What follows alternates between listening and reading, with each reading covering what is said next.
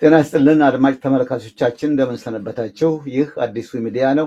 ዛሬ ከሳውዲ አረቢያ አሳዛኝ እና አስደንጋጭ ዜና በመስማቴ ሁለት እንግዶች ጋብዤ አጭር ውይይት ለማድረግ ተመልሻለሁ። አብረን እንቆይ። አመሰግናለሁ።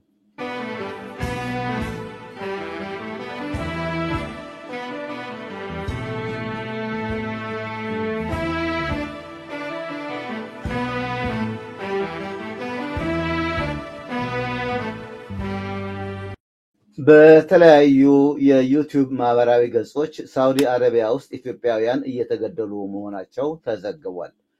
ይህንን ወደ 43 የሚሆኑ ኢትዮጵያውያን ሊገደሉ ወይም ሊረሸኑ ወይም በስቅላት ሊቀጡ በዝግጅት ላይ መሆናቸው የተነገረው አስደንጋጭ ዜና በተመለከተ መጀመሪያ መረጃውን ያቀበለኝ እዚህ በተለያየ ስራ የምንገናኘው የአማራ አንድነት አስተባባሪ ኮሚቴ እስክንድር ገድሉ ነው።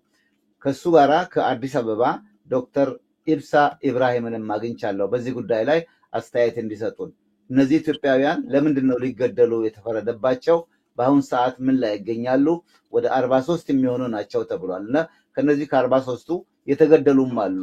ቀሪዎቹ ደግሞ የሚጠብቁት ከአረፋ በዓል ቀደም ብሎ ወይም በዓሉ ከመድረሱ በፊት እንደሚገደሉ ነው። እስክንድር እንዲሁም ዶክተር ኢብሳ በጣም አመሰግናለሁ ሁለታችሁንም።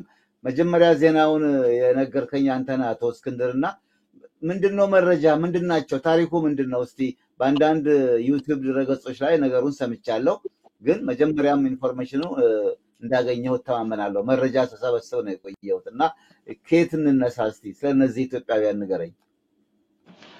እሺ አቶ አዲሱ ስለ አዲስ ሚዲያ ከልብ እናመሰግናለን። በየጊዜው ስለምትሰጠን ሰርቪስ ሁልጊዜም አድናቂ ነን፣ አመስጋኝም ነን። እንግዲህ በቀደም ባለፈው ሰንዴ የካንድል ላይት ቪጂል እንደነበረ ያው የምታውቀው ነገር ነውና እዛ ላይ አንድ ወንድማችን ስሙን መጥቀስ የማንፈልገው ወንድማችን መጥቶ ይሄን ነገር እንደጨነቀውና እንደዚህ ያለ ሁኔታ እንዳለ ነገረን።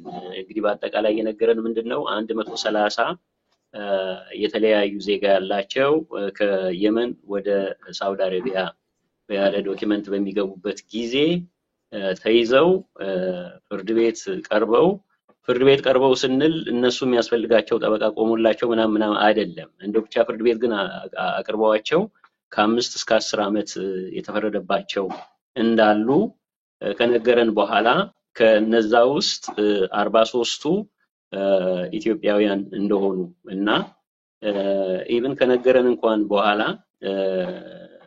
ማለት ካለፈው እሁድ እስከ ዛሬ ድረስ ሁለት የሚሆኑ እንደሞቱ ሶማሌዎች ናቸው የተገደሉት እና ከ43ቱ ግን 6 ኢትዮጵያውያን እንደሞቱና እንደዚሁ ይቅርታ በቀነ ቀጠሮ ለሞት ተፈርዶባቸው ለመገደል እየተዘጋጁ እንደሆነ ነው የሰማነው። እንግዲህ በአጠቃላይ የሰማነው ይሄንን ነው፣ ግን መረጃውን አቀብሎናል። የስም ዝርዝራቸውን ሰጥቶናል።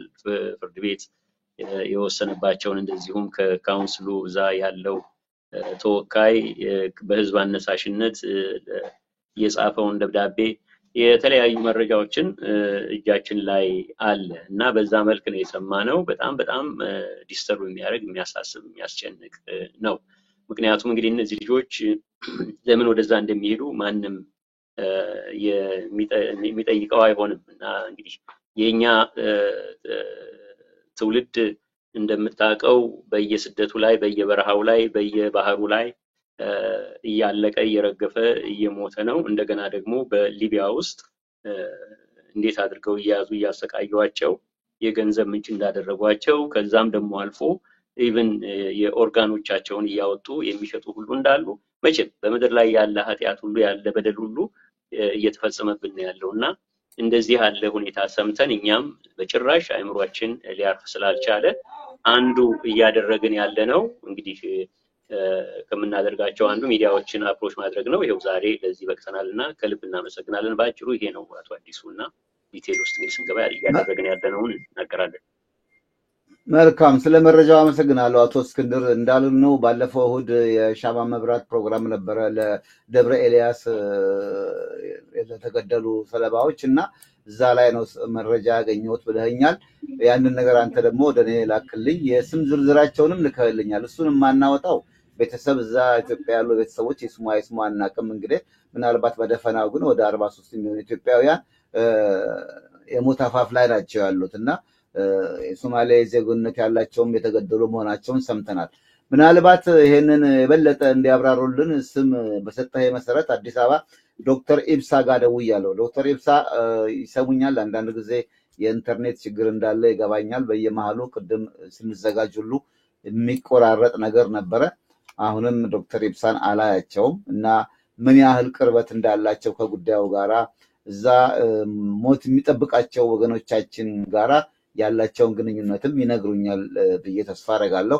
ሌላም አንድ ሰው ነበረ ቤተሰቡን ልጆቹንም የሚያውቁ ግን እሳቸው ሚዲያ ላይ ቢወጡና ቢታዩ ድምጻቸው እንኳን ቢሰማ ስለሚታወቁ ልጆቻችን ምን ሆኑ የሚል ነገር እንዳይመጣ መርዶ አልጂዎች እንዳንሆን ዜናውን ግን መደበቅ አንችልም። በተለያየ ማህበረገጽ ድረገጽ ላይ ወጥቶ እየተናፈሰ ነው። አሁን ዛሬ እንኳን ሳይ 1-2 ሚዲያዎች አውጥተውት ሳውዲ ውስጥ የሚገኙ ኢትዮጵያውያን ሊሞቱ ተዘጋጅተዋል፣ በስቅላት ነው የሚቀጡት የሚል ነገር አለና በጣም አሳዛኝ ነው። መቼም ኑሮ ታክቷቸው ችግር ውስጥ ሆነው ከኢትዮጵያ ተሰደው ያልፍልኛል ብለው እዛ ሀገር የሄዱ ናቸው እንጂ ህገወጥ ሆነው ለመኖርም አይደለም።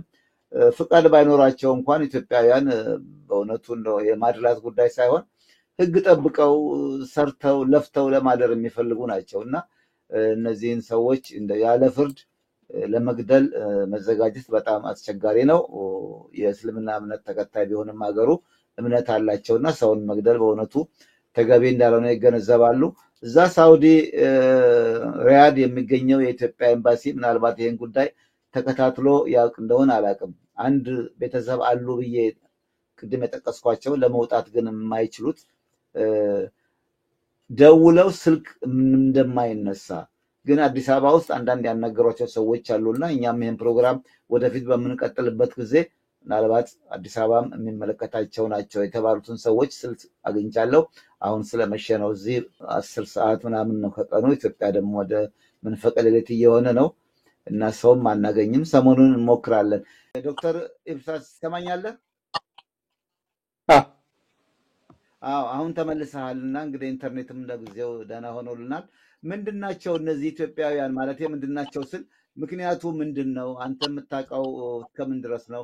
ከነሱ ጋር ደግሞ ያለህ ቀረቤታ እንዴት ነው የተገናኛችሁት? ታሪኩን እስቲ ንገረን። እኛ ምንም አናውቅም። 43 ያህል ኢትዮጵያውያን እዛ ሳውዲ ውስጥ ለመገደል በዝግጅት ላይ ናቸው የሚል ነገር አለ። ፍርድ ነው የሚጠብቁት። ፍርድም ሳይሆን የሙስሊሞቹ አረፋ በዓል ከማለፉ አስቀድሞ ይገደላሉ ነው የሚባለው። እስቲ ዝርዝሩን ንገረን። ይሄ ጉዳይ ኦልሞስት 9 ወር በፊት ነው ኢንፎርሜሽን የደረሰኝ። እኔም ወንድም አለብኝ እዛ ውስጥ። ወንድሜም ከዚህ ሀገር በህገወጥ በኩል ከዚህ ያው እንደሌላ ዜጋ ውጭ ሀገር ሄጄ ሰርቼ ይለወጣሉ ብሎ ከዚህም ከሄደ 6 ዓመት ሆኖታል። ያው ከዚህ ሄዶ በአንድ ሳምንት ውስጥ ነው የታሰረው ድንበር ላይ። ከዛ የሱ ድምጹንም አልሰማንም ቆይተዋል። እንደ 1-3 ዓመት በኋላ እስር ቤት እንዳለው ሰማን። ወንድማችን ከተፋ 3 ዓመት በኋላ አገኘነውና እንዴት ነው እንደዚህ አይነት ናጅራን የሚባል ሳውዲ አረቢያ ጂዳ ፕሮቪንስ ውስጥ ያለው እስር ቤት እንዳለውና ነገረን። ከዛ እንደዚህ ያለ ስልኩም ተቋረጠበት። ከዛ በኋላ ማልተገናኘንም። ለ2 ዓመት ከግማሽ በኋላ 9 ወር በፊት መስከረም 10 አካባቢ ተደወለልኝ። እዛ አሁን ያለውበት ኮንዲሽን እሱ ብቻ ሳይሆን ሌላ 43 የሚያክሉ ኢትዮጵያውያን ጋር የሞት ፍርድ እንደተፈረደባቸውና በዚህ ሞት ቅጣታችሁ እንደሚከናወን ነገር ተናገረ። እነማን ናችሁ ስንት ናችሁ ብዬ ሲጠየቁት ኢትዮጵያውያን 43 ናሉኝ እንደውም ከዚህም ጭምር ሌላ 4 ልጆች አንድ ግን ለጊዜ ሲማችንም አላገኙም ብሎ ሌላ 43 የስም ዝርዝር ሰጥቶኛል ሌላ ከኢትዮጵያ የተባሉ ልጆች ከኦሮሚያ አብዛኛቸው አለ ከትግራይ አለ ከአማራ ክልል አለ ልጆቹ ከዚህ ውጭ ደግሞ ሌላ እንደዚህ አይነት ሴት ያጋጠማችሁ የመን አለ ፓኪስታን አለ ሶማሊላንድም አለ ቶታሊ 130 አካባቢ የሚሆኑ ስደተኞች ናቸው ለዚህ ጉዳይ የተገለጹት ምንድነው የሆናችሁ ብዬ ጠይቄያችሁ ነበር የኛ ጀስት ሰርተን ለመለወጥ ነው ከቤት የወጣነው እዚህ የመን ደረስ ከየመን ደግሞ ሳውዲ ልንገባ ሲል ድንበር ላይ ተያዝን የማናውቀው ነገርም ያው በብሮከሮች በደላላዎች አሸከሙንና ያ ነገር ይዘን ሲኔን ነው ድንበር ላይ ተያዝነው አሉ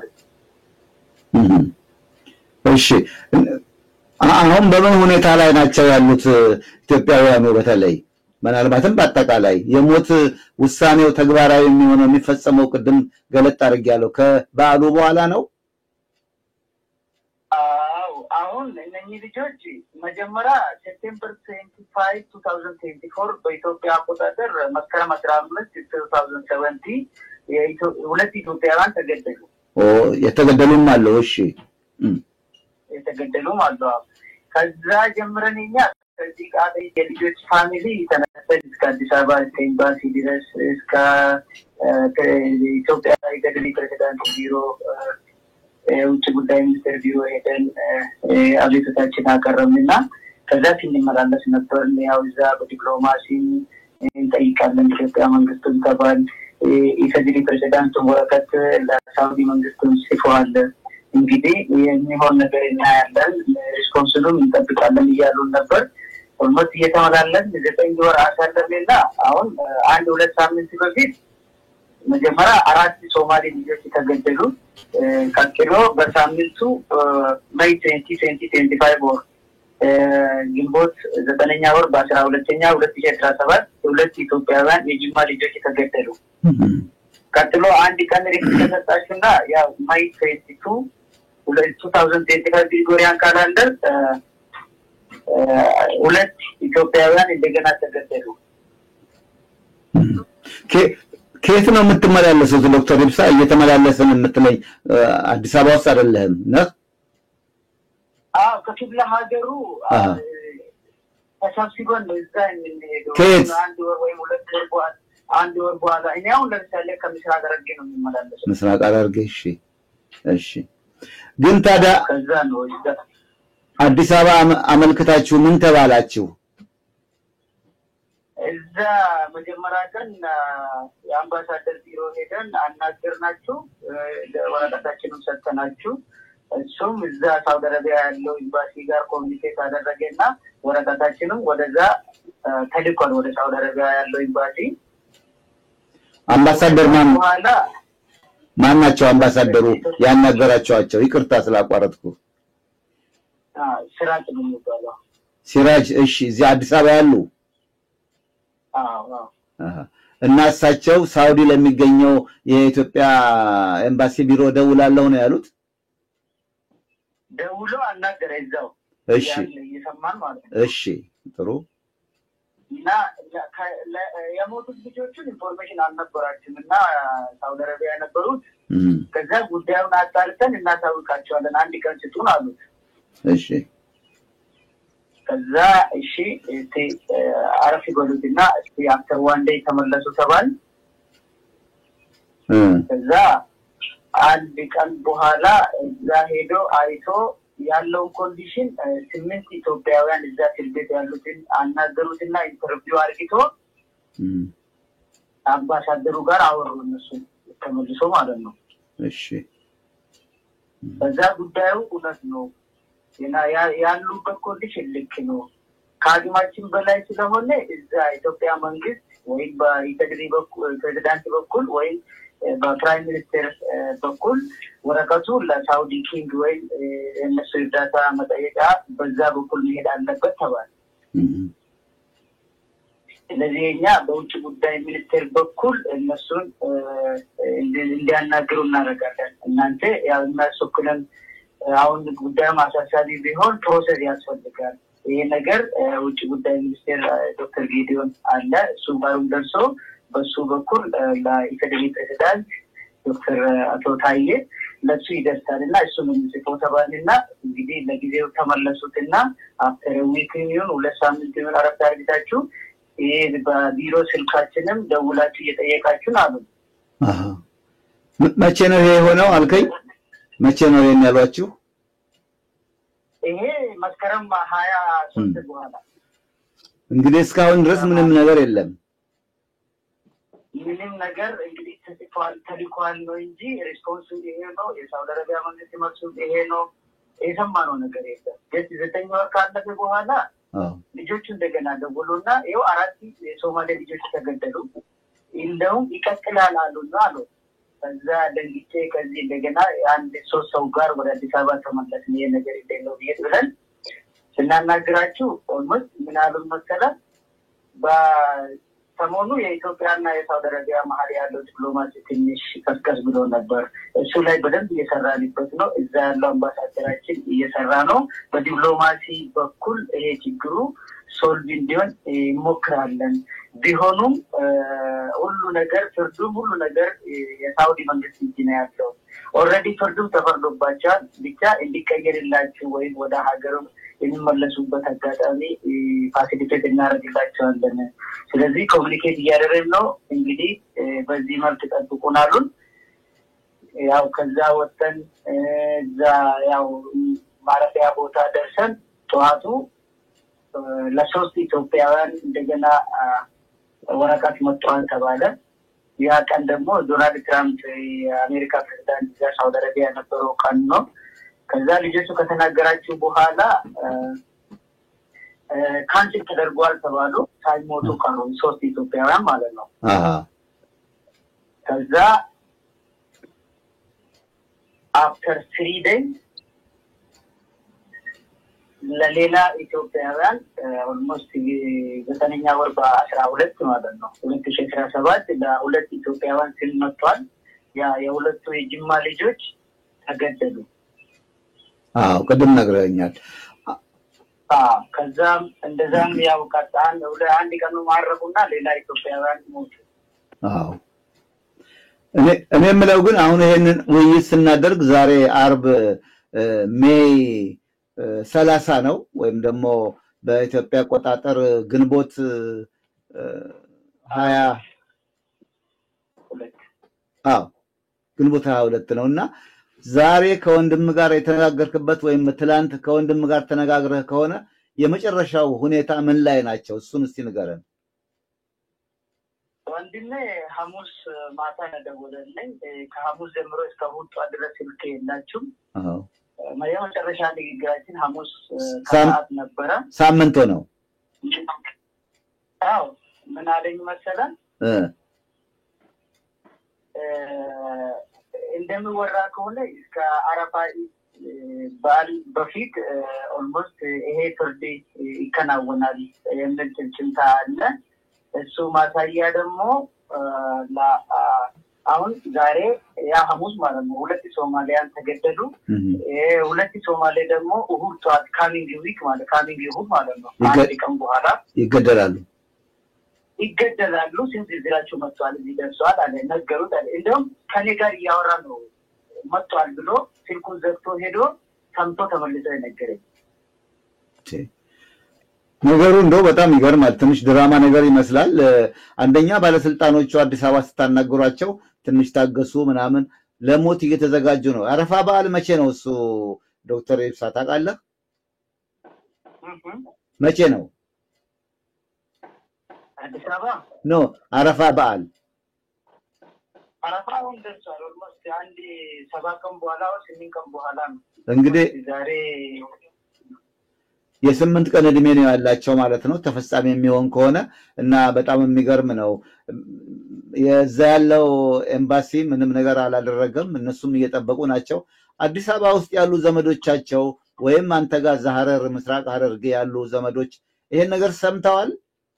አንተ እንደሰማኸው ያውቃሉ በበኩሌ ባይዘው ከኔ ጋር የነበሩ ልጆች አሁን ሰሞኑ አብዱልቃዲር መሐመድ ሲራጅ የሚባል ወንድም ከኔ ጋር ከአዲስ አበባ ሲመላለስ ነበረ። ከአብዱ ሰመድ ቤተሰብ ከጅማም አብዱልለጢፍ የሚባልና ስራባ ነጋ የሚባል ልጅ ከኔ ጋር ሲመላለስ ነበሩና ያው በሀዘን ልብ የተለያየ ነው ያኔ ልጆች ሲሞቱ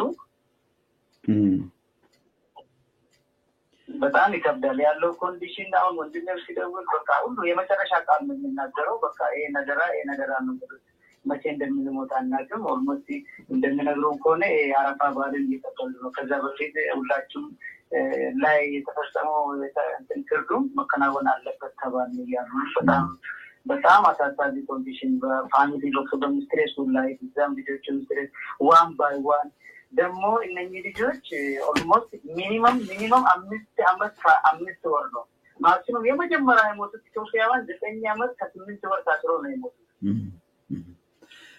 እንግዲህ ይሄን ነገር እንደው እስክንድር አንተ ነው የመጀመሪያ መረጃዬና በአንተ በኩል ነው ዶክተር ኢብሳን ያገኘሁት። ሌላም ሰው ነበረ ለመቅረብ አልተመቸም ቅርብ ቤተሰብ በመሆኑ ምናልባት ያልሰሙ ዘመዶች ቤተሰብ ካሉ ነው መርዶ ማርዳት እንዳይሆን በሚል ነው። ግን ይሄ ሁኔታ ከዚህ ቀደም ወይ ከሀገር ይወጣሉ ወይም ደግሞ ሞትም ከሆነ ወዲያው ይፈጸማል እንጂ እንደዚህ በቀጠሮ በሰቀቀን መሞት ነው። መቼም ሰው የሚሞትበትን አውቆ ሞትን መጠበቅ ቀላል ነገር አይደለምና ተጨማሪ እናንተ በዚህ በእናንተ በኩል አንተ የዋሽንግተን ዲሲና አካባቢው ትዕይንተ አማራ አስተባባሪ ነህ።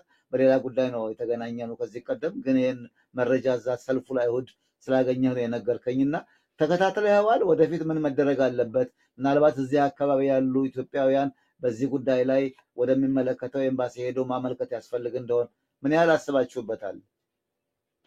እንግዲህ አቶ አዲሱ በጣም የሚያሳዝን ነገር በጣም የሚያስጨንቅ ነገር ሆኖ ነው የተመለከትነው። ቅድም እንዳልኩት ካንድል ላይት ቪጂል እያደረግን ለመነኮሳቶቹ 570 የተጨፈጨፉበት እዛ ላይ ነው ይሄ ስሙን መጥቀስ የማንፈልገው ዘመድ መጥቶ እንዲህ ያለ ነገር አለ ያለን። ከዛ በፊት እኔ አልሰማሁትም፣ ሰውየውንም ከዛ በፊት አላቀውም ነው እና እኛ ግን ያንን ከሰማን በኋላ በጭራሽ እረፍት ስለነሳን ምን መደረግ አለበት የሚለውን እንደ ተቋም ተሰብስበን ተነጋገርንበትና መውሰድ የሚገባንን አንደኛ ነገር እርግጠኛ መሆኑን ማረጋገጥ መቻል አለብን። ምክንያቱም ብዙ ነገር ሊሆን ስለሚችል እሱን ያው የጠየቅናቸውን መረጃና ማስረጃ በአልኩ ፖይንት ኦፍ ኮንታክት መሰረት አገኘ ነው። እንደውም በቀጥታ ከሳውዲ አረቢያ በስልክ የተላከልን ዶክመንት ነበረ ዳይሬክትሊ እና በእርግጥ የተጻፈው በአረብኛ ነው። እኛ ደግሞ አረብኛ ተናጋሪ አይደለንም። ግን እሱን ሁሉ አሁን ለማስተርጎም እንትን እያልን ነው እና ምንድነው ያደረግነው? ከተወያየን በኋላ ይሄንን ኢግኖር ልናደርገው አንችልም። ሰው መሆን ብቻ ነው ይሄ የሚያስፈልገው። እነዚህ ሰዎች ቅድም እንዳልኩት በጣም የሚያሳዝን ታሪክ በየቦታው ይሰማል። አቶ አዲሱ ባህር ላይ ስንት ትውልድ እንዳለቀ የምናውቀው ነገር ነው። ስንት አውሬ የተበላ እንዳለ የምናውቀው ነገር ነው። በየጫካው ስንት እንደሞተ የምናውቀው ነገር ነው። አልፎ ተርፎ ሊቢያ ውስጥ እንኳን የሚደረገውን እና በተለያዩ ሀገሮች መግረፍና ገንዘብ መቀበል የገንዘብ ማግኛ ምንጭ ብቻ ሳይሆን ኦርጋናቸውን ሁሉ እያወጡ የሚሸጡበት ነገር እንዳለ የምናውቀው ነገር ነው እና ይሄ ሁሉ እያለ ይሄን ሁሉ አልፈው ደግሞ እዚህ ደረስን ሲሉ እንደዚህ ያለ ነገር ሲገጥማቸውና የሞተ ቀጠሯቸውን እየተጠባበቁ እያሉ ባሉበት ሁኔታ ኢግኖር ልናደርገው አንችልም እና ብለን ይሄንን ኢንፎርሜሽን ያመጣውን ሰው አስገብተን የምንፈልጋቸውን ጥያቄ ከወሰድን በኋላ እቅዶችን አወጣን ማለት ነው። አንዱ እቅድ ምንድነው?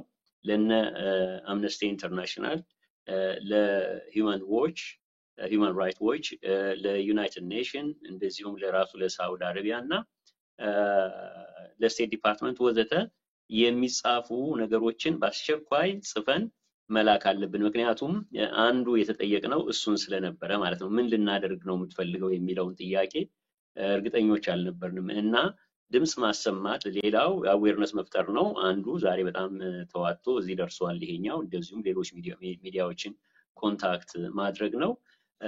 ዛሬ እንደውም በዋሽንግተን አካባቢ ያሉትን አሁን ቅድም ያልኩ ይሄን አምነስቲ ኢንተርናሽናል እና ሂውማን ራይት ዎች እና ሳውዲ አረቢያ እንኳን ፍራይዴይ ዝግ እንደሆነ ነው ያወቅነው።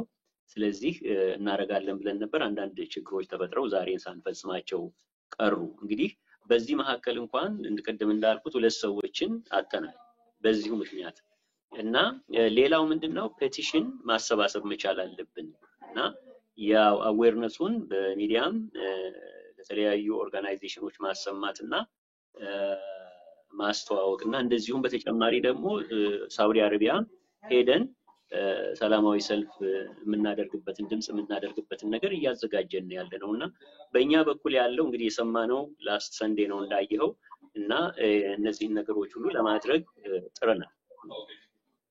መልካም ዶክተር ይብሳ ትሰማኛለህ?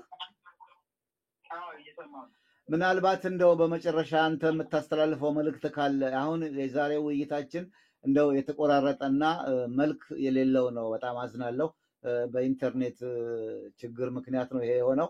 ሰሞኑን አንድ መንገድ ላይ አንድ ሁኔታ ላይ ሲደረስ ከተሰኘው ጊዜ አንሰጠውም። በዓሉ አንድ ሳምንት ያነሰ ጊዜ ነው ያለው። እነዚህ ሰዎች በዚህ ጊዜ የሚገደሉ ከሆነ የበለጠ ጸጸትና ሀዘን ነው የሚያድርበት ማንኛውም ሰው። ስለዚህ ምናልባት ሰኞ የተስተካከለ ሁኔታ ስናገኝ እንደገና እንመለስበታለን። ግን በአሁን ሰዓት አንተ ማስተላለፍ የምትፈልገው ጥሪ የምታረገው ኢትዮጵያ የሚያናገርካቸውን ሰዎች በኋላ ስልካቸውን ወስዳለሁ እኔም ሞክራለሁ ደውላለሁ ከዚህ ሳውዲም እዛ አካባቢም ኤምባሲው ካለ ስልኩ ካነሳልኝ ደውላለሁ እንከታተላለን በጥብቅ። ግን አንተ እስከዛው ድረስ ምን የምታስበውና የምታስተላልፈው መልእክት አለ? አዲስ አበባ እንደገና ተሰብስባችሁ ሄዳችሁ ደግሞ ነገሩን እንደው በጣም አስጨንቃችሁ ማመልከት ይኖርባችኋል ብዬ አስባለሁ። ምን አስበሃል? መጨረሻ መልእክትን ልስማ። እኔ መልእክቴ በጣም እነኚህ ልጆችንም ቤተሰቦችንም በጣም ችግር ላይ ናችሁ። እንደ ሀገር ኢትዮጵያ ደግሞ ለነኚህ ልጆች ዜጎቻችን ነው የሚያስፈልገውን ነገር አድርገን ሳውዲ አረቢያ መንግስት ይቅርታ አድርጎለት እነኚህ ልጆችን ወደ ሀገር እንዲገቡ ከዚህ ሞት እንዲቀሩ ነው ሜሴጅ ለኢትዮጵያ መንግስት የሚያደርገው። በአንድ በኩል በእናንተ ሚዲያም ለኢትዮጵያ ህዝብም የተለያየ ሀገር ውስጥ ያሉትን ኢትዮጵያውያን ለነኚህ ልጆች ድምፅ እንዲሆኑለት ለዓለም አቀፍ ኢንተርናሽናል ሁማን ራይትስ ድርጅቶች ዩኤስኤ ስቴት ዲፓርትመንት ሳውዲ አረቢያ ኤምባሲ ዩናይትድ ስቴትስም ይሁን ሌላ ዩሮፒያን ሀገርም ያሉ በተለያየ ቦታ ያሉ ፊት ለፊቱም ህዝባችንም ሄዶ ሳውዲ አረቢያ መንግስትን በደንብ እንዲጠይቁ ነው የምፈልገው። እነኚህ ልጆች በሰላም በዚህ ተሰቃይቶ እንደዚህ ከዓለም ከሚሄዱ ሴፍ ሆኖ ወደ ሀገራችን እንዲመለሱ ነው የምፈልገውና ይሄንን ጥሪ ነው የሚያደርገው። በጣም ነው የማመሰግነው። ተገቢ እና አግባብ ያለው ጥሪ ነው። ምናልባት ይሄ በዓሉ ካለፈ በኋላ አንድ ነገር ተፈጽሞባቸው ከማዘን ካሁኑ መትጋትና በጣም መስራት ያስፈልጋል። አንተ ሐኪም ነህ በነገራችን ላይ ዶክተር ብዬ የምጠራ በተለያየ ጉዳይም ዶክተር ስለሚባል እዛ ሐኪም ነህ ሐረር ውስጥ? ሐኪም ነኝ። እሺ ወንድምህ ነው እንግዲህ አንዱ እዛ የዚህ የሞት ሰለባ ሞቱን የሚጠብቀው። እናት አባቶቻችሁ አሉ? ሰምተዋል? ዘመዶች ምን እያሉ ነው? እናት አባቴ አሉኝ። በተለይ እናቴ ሌላ ክሮኒክ ዲዚዝ ዲያቤቲክ ናቸው። በዚህም ይሄን ነገር ከሰማች ወዲህ ኢቨን ሱካራችሁ ራሱ መቆጣጠር አቃተኝ። ሐኪም ሆኜ ቤት ውስጥ ነው የምከታተላት። በጣም በየቀኑ ታግሳለች። ማታ አትተኛም። በእውነት ማታው ተነስቼ ነው በሚተኛችበት ቦታ ቼክ የሚያደርጋት። እግዚአብሔር ከእናንተ ጋር ይሁን። እሳቸውንም እግዚአብሔር ይማራቸው። በርቱ። ተስፋ አረጋለሁ ይሄ ዜና በዚህም ሆነ በሌላ መገናኛ ብዙሃን የሚሰሙ ሁሉ በየበኩላቸው ይሯሯጣሉ። ቅድም አቶ እስክንድር እንዳለውም ለዓለም አቀፍ የሰብአዊ መብት አስከባሪ ድርጅቶች በየኤምባሲዎቹም ሰልፍን በማድረግ የተማጽኖ ሻማ ማብራት ፕሮግራም በማድረግም ለመታደግ ሙከራ ይደረጋል። እግዚአብሔር ከእናንተ ጋር ይሁን። በተለይም ደግሞ እዛ ካሉት ኢትዮጵያውያን ከሌሎችም የሌላ ሀገር ወደ 100 ምናምን የሚሆኑ ናቸው አሉ አይደለም እስክንድር? እዛ 130 ሰው። በእውነቱ ሰው የሆነ ሰው ሁሉ ያለአግባብ ሊሞት አይገባም። ህገወጥ ናቸው ተብሏል። እሺ ህገወጥ ናቸው፣ ግን ወደ ሀገራቸው መመለስም አንድ አማራጭ ነው እና ምናልባት ይሄን ነገር ለመጀመሪያ ጊዜ ነው በህገወጥ መንገድ ወደ ሀገር የገባ ሰው ይገደላል የሚለው ነው በግሌ ስሰማና ይሄ ነገር እንደማይሆን የኢትዮጵያ መንግስት እንደው አንዳንድ ግራ ይገባል። መንግስት ለማለት ምናልባት ሆን ብሎ ሰው በመጨረስ ላይ ያለው ኃይል ሰው ሌላ ሰው ሲገልለት እንደው አገዘኝ ይላል እንዳይሆን እፈራለሁ። ግን በእውነቱ ይሄኛው ደግሞ ትንሽ ከሰብአዊነት የወጣ እንዳይሆን ቢያንስ ሀገራቸው መጥተው እኛም ብንፈርድባቸው ቢራቡም ቢጠሙም እንዲላኩ ያስፈልጋል ብሎ የዲፕሎማሲያዊ መብታቸውን ተጠቅመው ይታደጓቸዋል የሚል ተስፋ አለኝ። ሁለታችሁንም አመሰግናለሁ። እንዳልኩት ግንኙነታችን ወይም ኮሚኒኬሽኑ ጥሩ አይደለም። የዛሬ ውይይት መልሸን ከሰኞ እንገናኛለን። ዶክተር ኢብሳ ጥሩ ቦታ ሆነህ ኢንተርኔቱን ማስቸግርበት ቦታ ሆነህ እንዋያለን። ሌላም ሰው እንጨምራለን። እግዚአብሔር ይስጥልኝ። እግዚአብሔር ከእናንተ ጋር ይሁን። አድማጭ ተመልካቾቻችን እንዲህ አይነቱ አሳዛኝ ዜና በእውነቱ በየተለያዩ ሚዲያዎች እየተሰማ ነው። ይህን መልእክት የሚሰሙ ሁሉ ለእነዚህ ወገኖቻቸው ሊደርሱላቸው ይገባል።